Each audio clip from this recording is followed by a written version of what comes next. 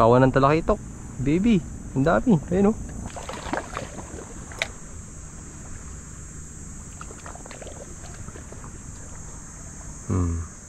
Ayun o. Curious yung mga isda.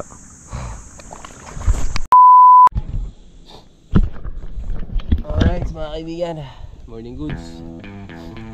So first fishing natin after mag-declare ang tag-init, no? Naglaban na pag-asa. After Busuanga, ito yung next trip natin. Ina-expect ko, time check natin pag alas 6. Ina-expect ko 5:30, madilim pa eh. Pero pabihira, pagdating ko liwanag na pala. Ay pag-alis ko kanya sa bahay, maliwanag na ang 5:30. Ito gagamitin natin. Medyo kalmada, so hindi ko alam no kung tama bang desisyon yun, pero try lang. Yun, as usual, gamit natin Speed Saltworks mga kaibigan. Ayan o. Yan. Very reliable fishing rod. Mapa spotting, casting. Napakagandang rod mga kaibigan. Kahit hindi siya proper na popping rod, pwede na. Laban na yan. Okay. Quick setup lang to. Ano yung itsura nito nung iniwan ko sa Coron. Ito pa din siya. So wala nang bagong leader. Sige, fights ka agad habang madilim-dilim pa. Okay. Sige. Yan. Okay. Alright. Setup mo na ako. Okay mga kaibigan, ito tayo sa side na to. So bahala na no.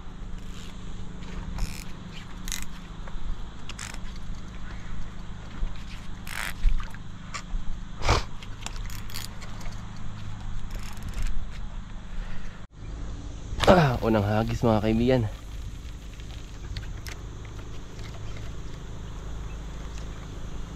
Itong gamit natin yung Harco Popper. Ito yung dumali sa Coron ano, ng GT. Yan. Gandang lure to. So, try natin dito. Kung meron din siyang Amor.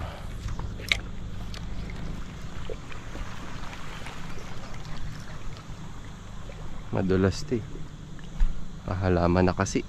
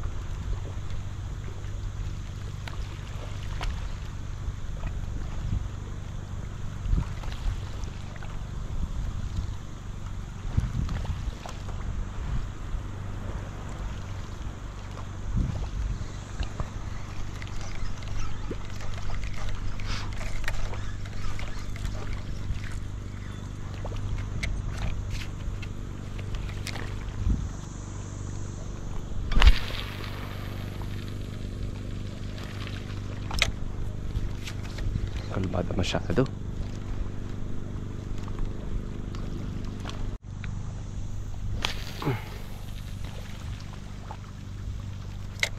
Ang hina ng batok ko ah.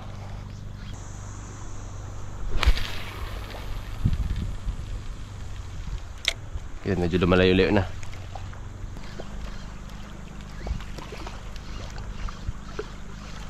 Last cast, lipat tayo.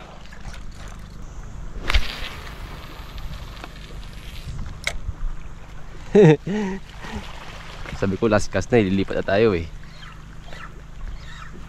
Yan. Dito sa patan na ito mga kaibigan, dito tayo nakahuli dati ng GT. Ngayon, shifting ng tide, nakalimutan ko lang kung high tide ba na pa low tide or low tide pa high tide. Hindi ako sure eh. Pero ang ano doon, wala dun sa side na yun. Try natin dyan sa kabilang side. Ito kasi may mga barakuda malalaki dito eh. Try lang. Baka sakali nandito sila. Sa kabila wala pa. Try natin dito banda. Arko.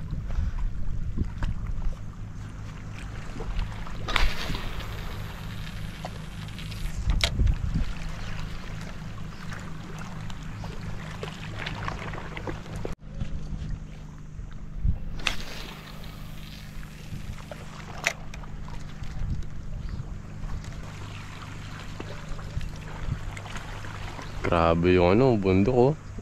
Giginto-ginto. Solid.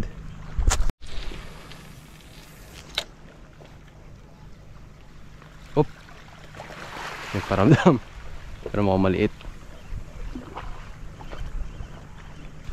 Kati ah. Maniknik pa. Paramdam ko pa yung niknik mga kaibigan.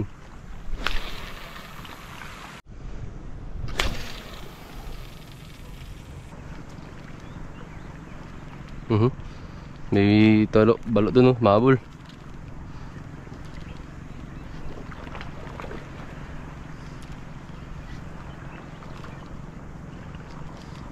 Ayan, kahit balo ang mahuli yun, okay na ako dyan. Kota na yung lure na yan eh. Grabe yung lugar na ito mga kaibigan no? Cinematic. Napakaganda.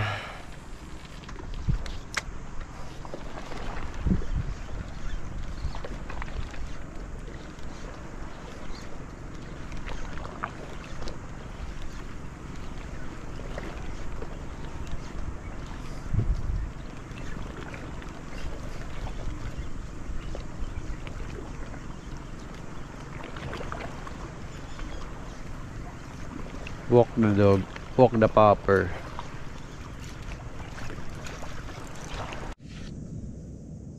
So, no luck pa mga kaibigan. As expected no. Kalmada kasi masyado.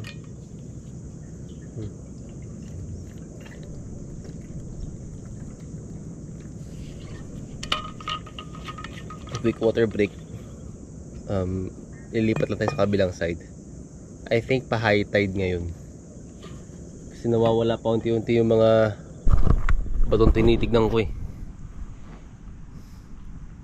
Kasi nagkaroon ng agos sa kabila. So lilipat tayo sa kabila. Uy! Aqua shoes. Very good. Medyo mababaw-babaw.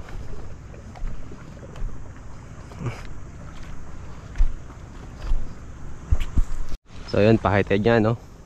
Kanina kasi may bato nakalutang doon yan, pawala na siya. Tapos nagkaroon ng agos. Sabihin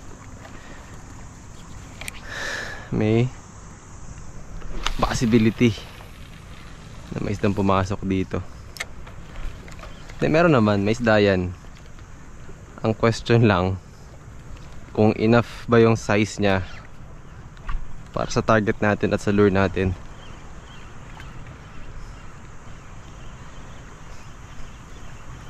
Ito kasi pinapanakan kasi ito sa gabi. Ewan ko kung nilalambatan.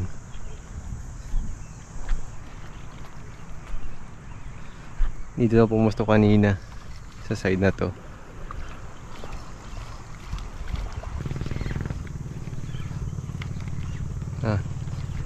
Patas ay araw. Wala na yung silaw. Silaw.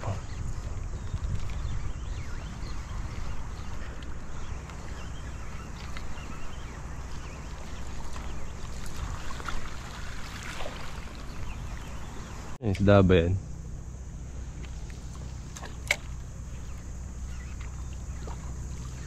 Ayan na!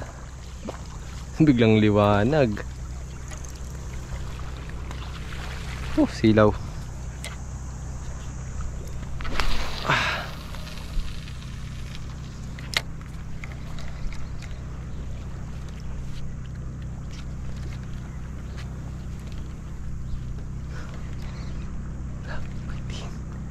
Wala ko.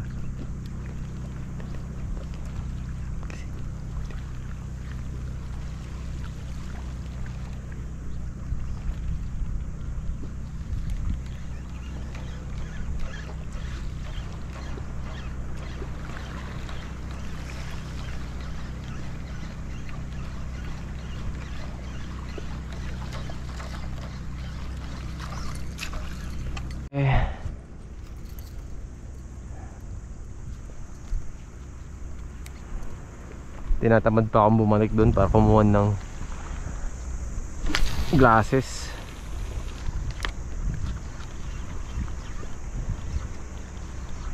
Ano, para nakatulong yung visor nung ano.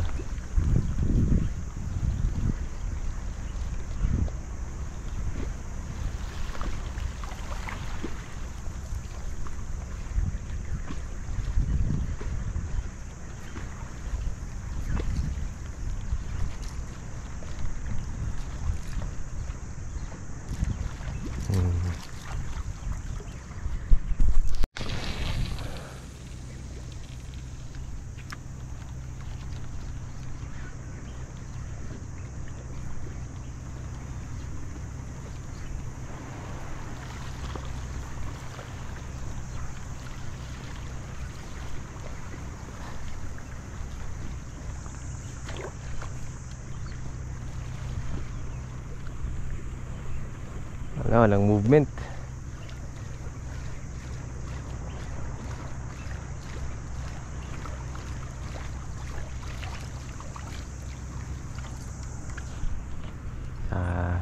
Masakit sa mata. Last cast, tas suot tayo ng shades.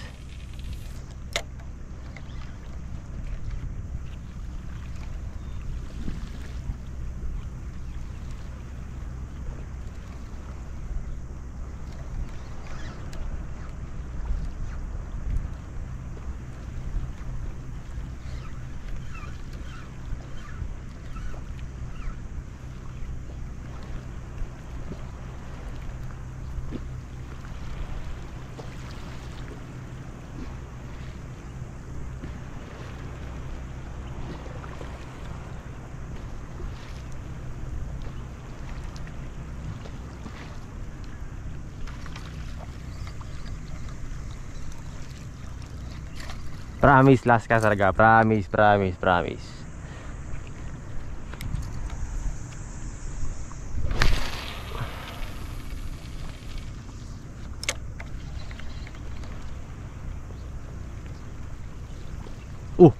Nabol.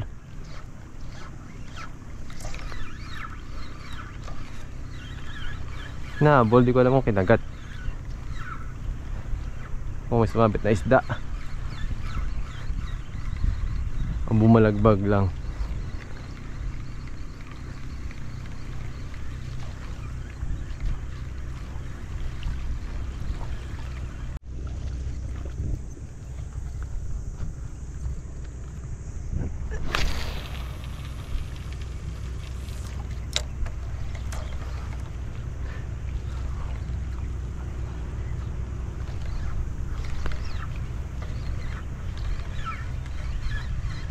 Bumalagbag. Mali talaga yung angle ko.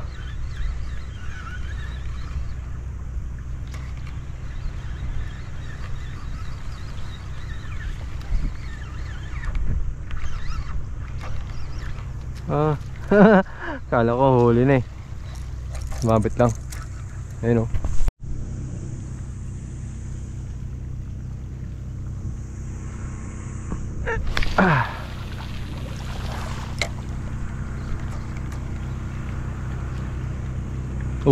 Ayan, mahabol-habol na oh.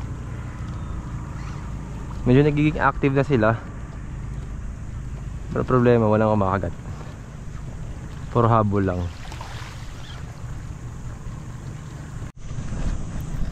Okay.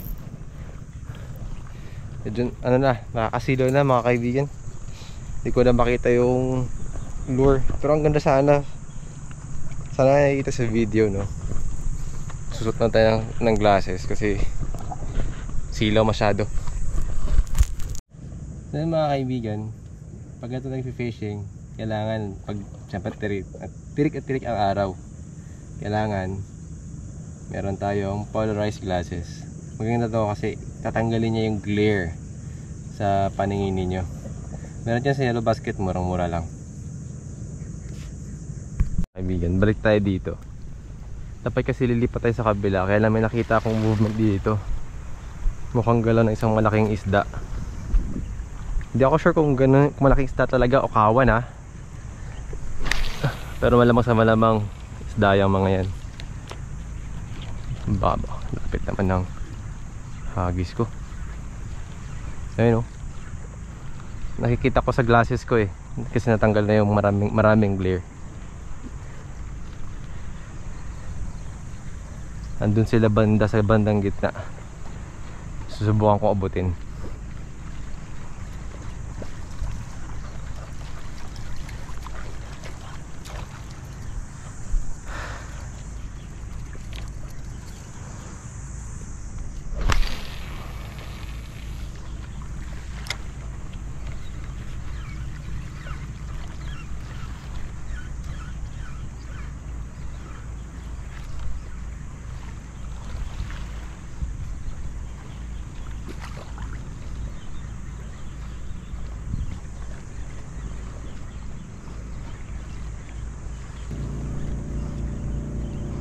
Kawan ata yan eh. Hindi siya ano lang. Lipat tayo sa side na ito mga kaibigan para makita natin kung gaano na kalalim, no? Kasi pag yan abot na tayo ng sobrang high tide dyan, mahirapan tayong tumawid. Hindi na ako tumawid dun sa kabila eh, kahit kaya naman kanina. Kasi mahirapan tayo makabalik. So ngayon dito muna tayo. Ayan.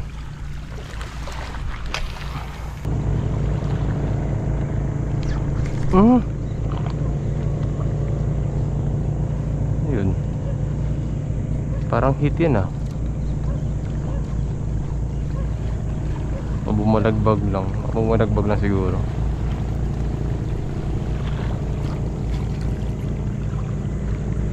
Hindi natin masabi kung may kagat eh. Kasi puro gasgas ngayon eh.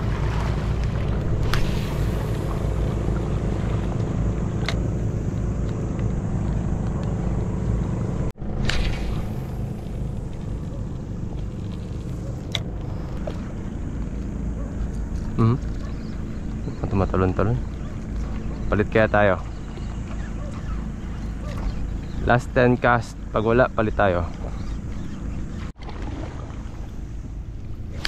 1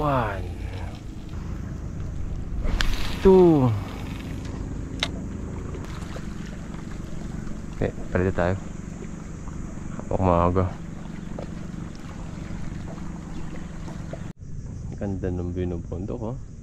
Anyway mga kaibigan, nagpalit tayo ng pencil ito. Yung Mad Dog, tama ba? Slide Dog pala. Slide Dog ng Halco. Ayan. Kasi baka na-intimidate yung mga isda dito sa laki ng popper. Tapos wala pang ganong kalaking predator. Litan natin ng konti, pero pareho naman sila ng weight. Subukan natin, tara. Natin dito. Sinsinking kasi ito.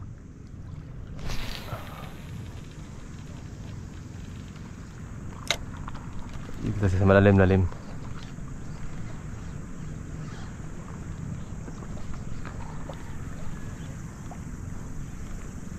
Hindi ko na alam paano yung play nito eh. Kasi di ako marunong mag pencil pa. Hindi ko pa alam paano siya gamitin. Pero man, yun, gano'n lang siya. Yung ganda oh. Side to side movements. Very nice.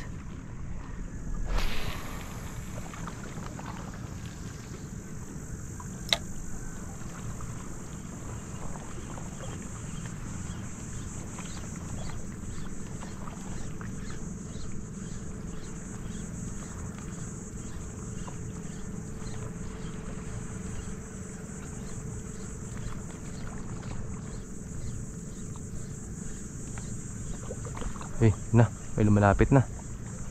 Nakikita ko sa salamin. Malapad, kulay itim. Baka labahita yun. Naka-curious sila sa sa lure. Kaya lumalapit sila. Ayun, nakikita ko dyan, oh.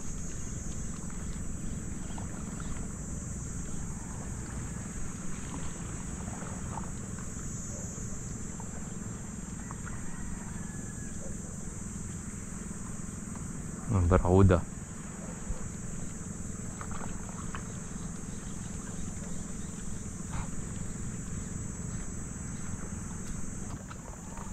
Ang dami sa ilalim isda. Pero maliliit.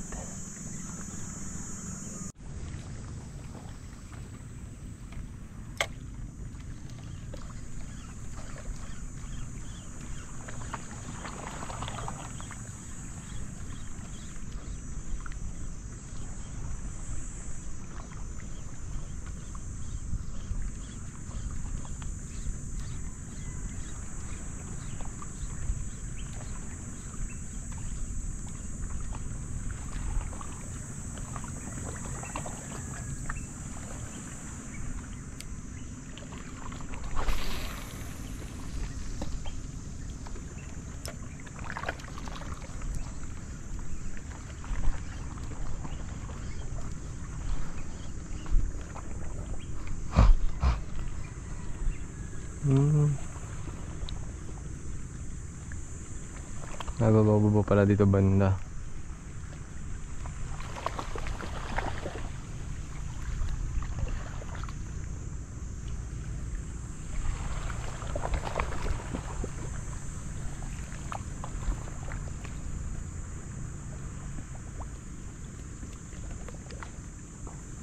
Nahabol na mga isda. Yun, dami dito. Siguro dala ko yung squiddy dahil itong mga to.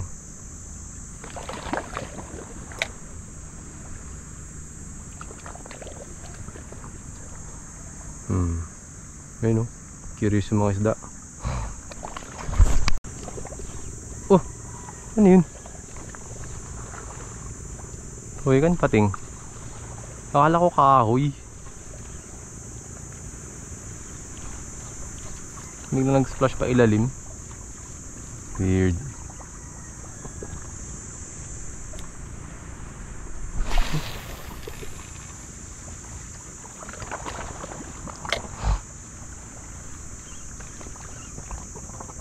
Ano yun?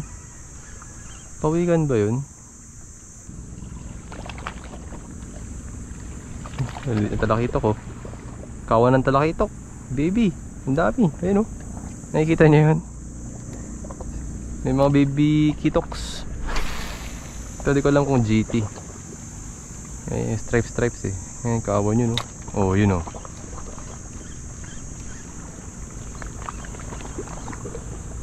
Nagkakawan din pa sila pag baby pa. Maliit pa rin yan. Bakit kainin?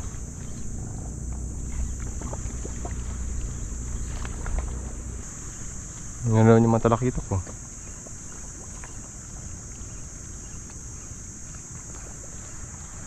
Ayun, oh.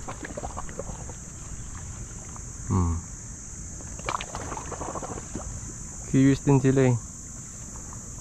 May nanginginain dun.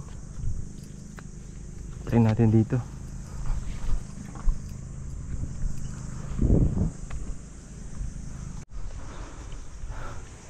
May nakita ko nanginginain. Pero di ko alam kung yun ang target natin, ah. Layo naman. Ayun, oh. Dun sila, oh. Parang hindi. Walang mga nang malalaking isda. Ayun, oh. Ayun, malaki yun. Parang layo.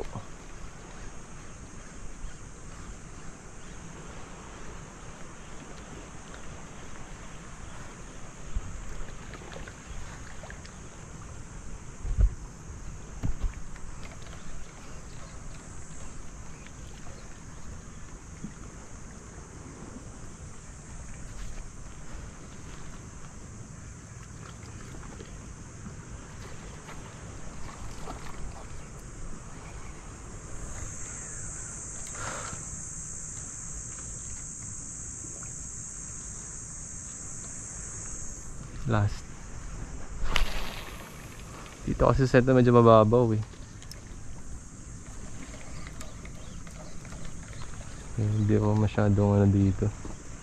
Popper pwede, floating. Pero yung mga sinking, parang alanganin dito. Walang huli. Okay lang. Balik tayo, balik. Yan! Walang ka ba? Ganda ng aqua shoes natin. Reliable talaga. Kahit saan. Try natin sa side na yan. Tapos pag wala, palit tayo ulit popper. So guys, ingat kayo sa mga ganitong bato, no? Importante protektado yung paa ninyo. Kasi yan, may mga barnacles yan. Matalim yan. Kung tsinelas, madulas, madaling matanggal. At least pagka nakakashoes kayo, maganda ilakad. Hindi ka basta-basta madudulas. So, iapak mo sa mahalaman, okay lang. Try natin dito. Hop, hop, balo. Hop, hop, hop. Nahabol nila. Parang liliit. Mga baby pa kayo, boy.